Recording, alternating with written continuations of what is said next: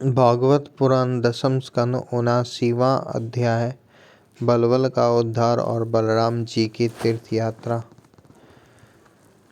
भागवत पुराण दसम स्कंद 79वां अध्याय बलबल का उद्धार और बलराम जी की तीर्थ यात्रा।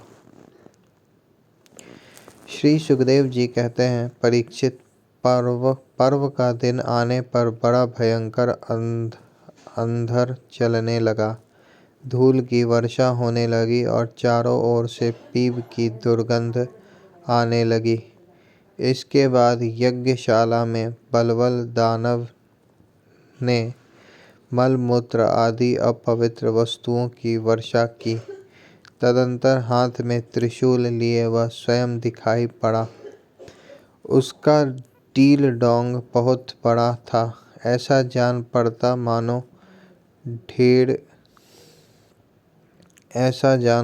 मानो ढेर का ढेर कालिख इकट्ठा कर दिया गया हो। उसकी चोटी और दाढ़ी मूछ तपे हुए तांबे के समान लाल लाल थी। बड़ी बड़ी दाढ़ों और भौहों के कारण उसका मुंह बड़ा भयावना लगता था। उसे देखकर भगवान बलराम जी ने शत्रु सेना की कुंदी करने वाले मूसल और दैत्यों को चीर फाड़ डालने वाले हल का स्मरण किया। उनके स्मरण करते ही वे दोनों शस्त्र तुरंत वहां आ पहुँचे।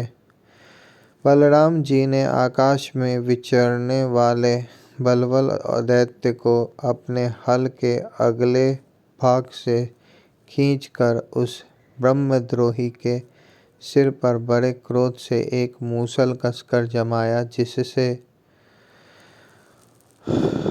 उसका ललाट फट गया और वह खून उगलता तथा आर्त स्वर से चिल्लाता हुआ धरती पर गिर पड़ा।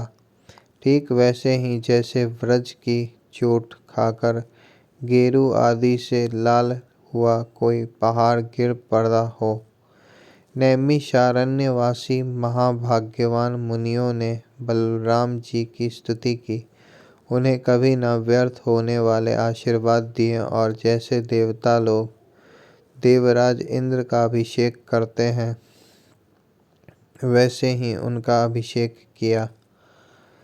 इसके बाद ऋषियों ने बलराम जी को दिव्य वस्त्र और दिव्य आभूषण दिए तथा एक ऐसी वैजयंती माला भी दी जो सौंदर्य का आश्रय एवं कभी न मुरझाने वाले कमल के पुष्पों से युक्त है।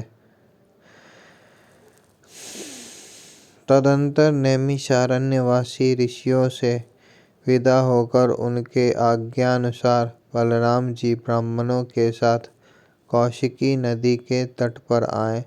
वहां स्नान करके वे उस सरोवर पर गए जहाँ से सरयू नदी निकली है।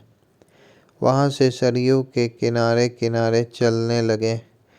फिर उसे छोड़कर प्रयाग आए और वहां स्नान तथा देवता, ऋषि एवं पितरों का तर्पण करके वहां से पुलहाश्रम गए। वहां से गंडकी, गोमती तथा विपाशा नदियों में स्नान करके वे सोन नद के तट पर गए और वहां स्नान किया। इसके बाद गया में जाकर पितरों का वसुदेव जी के आज्ञानुसार पूजन यजन किया। फिर गंगा सागर संगम पर गए। वहां भी स्नान आदि तीर्थ कृत्यों से निवृत्त होकर महेंद्र पर्वत पर गए। वहां परशुराम जी का दर्शन और अभिवादन किया। तदंतर सप्त गोदावरी, वेना, पंपा और भीमरथी आदि में स्नान करते हुए स्वामी कार्तिक का दर्शन करने गए तथा वहां से महादेव जी के निवास स्थान श्रीशैल पर पहुँचे। इसके बाद भगवान बलराम ने द्रविड़ देश के परम पुण्यमय स्थान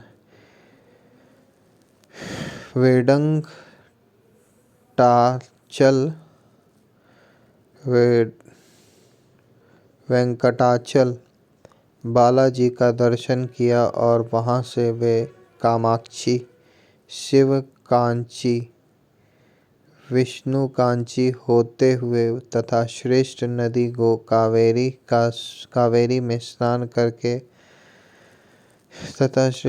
कावेरी में स्नान करते हुए पुण्यमय श्रीरंग क्षेत्र में पहुँचे। श्रीरंग क्षेत्र में भगवान विष्णु सदा विराजमान रहते हैं। वहाँ से उन्होंने विष्णु भगवान के क्षेत्र ऋषभ पर्वत, दक्षिण मथुरा तथा बड़े बड़े महापापों को नष्ट करने वाले सेतु बंध की यात्रा की। वहाँ बलराम जी ने ब्राह्मणों को 10,000 गौएं दान की।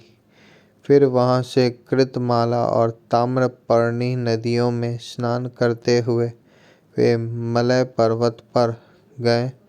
वह पर्वत 7 कुल पर्वतों में से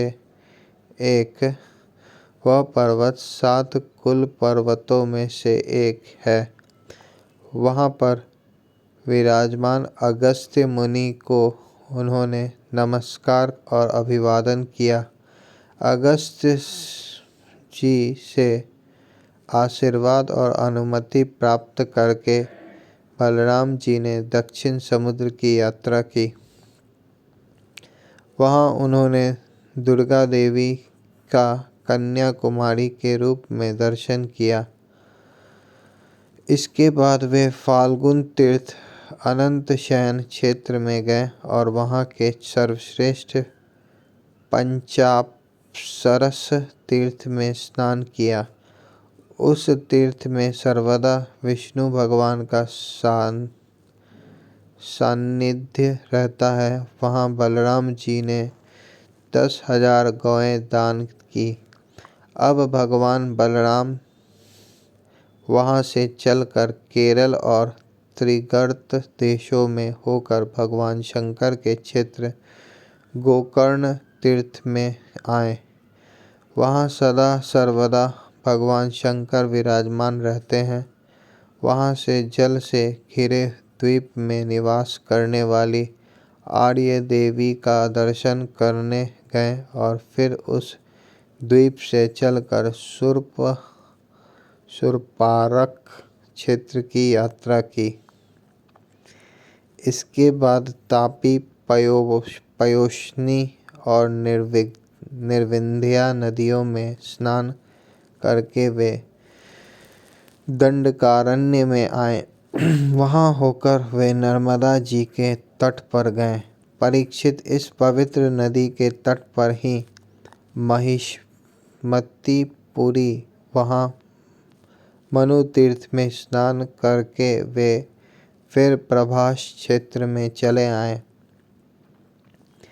वहाँ उन्होंने ब्राह्मणों से सुना कि कौरव और पांडवों के युद्ध में अधिकांश क्षत्रियों का संहार हो गया। उन्होंने ऐसा अनुभव किया कि अब पृथ्वी का बहुत सा भार उतर गया। जिस दिन रणभूमि में भीमसेन और दुर्योधन गदा युद्ध कर रहे थे, उसी दिन बलराम जी उन्हें रोकने के लिए कुरुक्षेत्र जा पहुँचे। महाराज युधिष्ठिर, नकुल, सहदेव, भगवान श्री कृष्ण और अर्जुन ने बलराम जी को देखकर प्रणाम किया तथा चुप हो रहे। वे डरते हुए मन ही मन सोचने लगे कि ये न जाने क्या कहने के लिए यहाँ पधारे हैं। उस समय भीमसेन और दुर्योधन दोनों ही हाथ में गदा लेकर एक दूसरे को जीतने के लिए क्रोध से भरकर भांति भांति के पैंतरे बदल रहे थे। उन्हें देखकर बलराम जी ने कहा, राजा दुर्योधन और भीमसेन, तुम दोनों वीर हो। तुम दोनों में बल पौरुष भी समान है। मैं ऐसा समझता हूँ कि भीमसेन में बल अधिक है और दुर्योधन ने गदा युद्ध में शिक्षा अधिक पाई है। इसलिए तुम लोगों जैसे समान बलशालियों में किसी एक की जय या पराजय नहीं होती दिखती। अतः तुम लोग व्यर्थ का युद्ध मत करो, अब इसे बंद कर दो। परीक्षित, बलराम जी की बातें दोनों के लिए हितकर थी, परंतु उन दोनों का वैरभाव इतना दृढ़ मूल हो गया था कि उन्होंने बलराम जी की बात न मानी। वे एक दूसरे की कटु वाणी और दुर्व्यवहारों का स्मरण करके उन्मत्त से हो रहे थे। भगवान बलराम जी ने निश्चय किया कि इनका प्रारब्ध ऐसा ही है, इसलिए उसके संबंध में विशेष आग्रह न करके वे द्वारका लौट गए। द्वारका में उग्रसेन आदि गुरुजनों तथा अन्य संबंधियों ने बड़े प्रेम से आगे आकर उनका स्वागत किया। वहां से बलराम जी फिर नैमिषारण्य क्षेत्र में गए। वहां ऋषियों ने विरोध भाव से युद्ध आदि से निवृत्त बलराम जी के द्वारा बड़े प्रेम से सब प्रकार के यज्ञ कराए। परीक्षित, सच पूछो तो जितने भी यज्ञ हैं वे बलराम जी के अंग ही हैं। इसलिए उनका यह यज्ञानुष्ठान लोक संग्रह के लिए ही था। सर्व समर्थ भगवान बलराम ने उन ऋषियों को विशुद्ध तत्व ज्ञान का उपदेश किया, जिससे वे लोग इस संपूर्ण विश्व को अपने आप में और अपने आप को सारे विश्व में अनुभव करने लगे।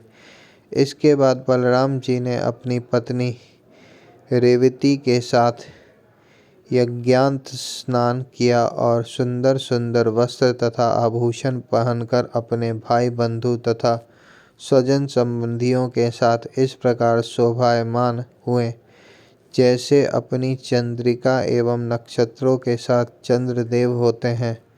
परीक्षित, भगवान बलराम स्वयं अनंत हैं। उनका स्वरूप मन और वाणी के परे है। उन्होंने लीला के लिए ही यह मनुष्यों का सा शरीर ग्रहण किया है। उन बलशाली बलराम जी के ऐसे ऐसे चरित्रों की गिनती भी नहीं की जा सकती। जो पुरुष अनंत, सर्वव्यापक, अद्भुत कर्मा भगवान बलराम जी के चरित्रों का सायं प्रातः स्मरण करता है, वह भगवान का अत्यंत प्रिय हो जाता है।